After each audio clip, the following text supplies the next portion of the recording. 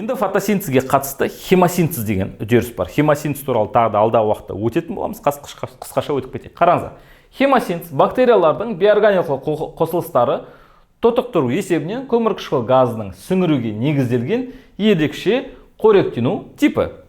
Биоорганикалық заттардан органикалық заттар түзу. Яғни өсімдіктерде биоорганикалық заттан органикалық зат түзеді ғой, яғни судан, күн сәулесінен, көмірқышқыл газынан алады да глюкоз жасайды. Дәл солай кейбір бактериялар көмірқышқыл газын қолдану арқылы, бірақ күннен емес, басқа заттардан өзіне органикалық заттар түзе алады екен. Бұл үдерісті 1888 жылы Ресей биологы Виноградский ашты. Бұл да ОБТ-да кездесіп жаттап хемосинтезді Виноградский деген ғалым ашты. Қысқаша айтқан кезде хемосинтез деген не? Көмірқышқыл газын осы бактерия сіңіреді, биоорганикалық заттарды мен бірге тотықтандырады, сөйтіп энергия пайда болады, сосын көмірқышқыл газын, яғни көмірқышқыл газына ұқсас затты бөліп шығарады да, органикалық зат пайда болады өзіне органикалық заттар алып қалады.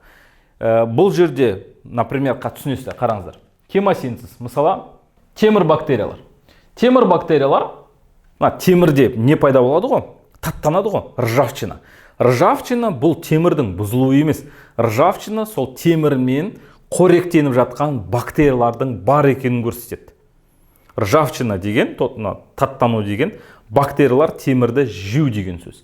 Яғни темірге қосады оттегіні, сосын су, содан өздеріне органикалық зат жасап алады, сөйтіп көмірқышқыл газын шығарады да өздеріне энергия алады. Түсіндіре алдым ғой? Яғни сөйтіп темірді құртатулар, темірді жейтулар солай. Яғни биоорганикалық заттан, темірден олар өздеріне органикалық зат жасайды, өздеріне темірге ұқсас затты жасайды да энергия жасап алады. И сыртқа көмірқышқыл газын бөліп шығара береді. Түсіндіре алдым ғой? Мысалы, тағы да күкірт деген бактериялар бар. Күкіртті сіңіру арқылы өздеріне органикалық заттарды жасайды да энергия жасайды. Кейде су шығарады, кейде көмірқышқыл газын шығарады и так далее.